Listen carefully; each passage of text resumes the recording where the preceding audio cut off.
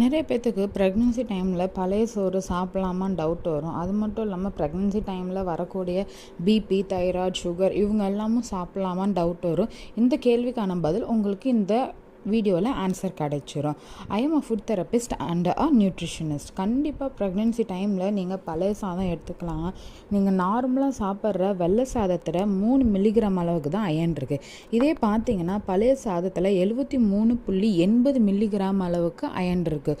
So உங்களுக்கு pregnancy டைமில் வரக்கூடிய இரத்த சோகை, அதாவது அனிமியா, இது எல்லாத்தையுமே உங்களுக்கு சரி பண்ணணும்.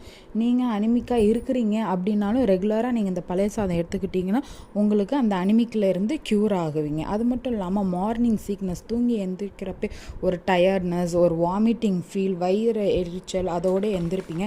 அது எல்லாத்தையுமே இது சரி பண்ணும். மலச்சிக்கலால் கஷ்டப்படுறவங்களுக்கு இது ஒரு பெஸ்ட் மெடிசனாக இருக்கும். இன்னும் பழைய சாதம் பற்றி ஃபுல் டீட்டெயில் வீடியோ வேணும்னு சொல்லுங்கள். நான் லாங்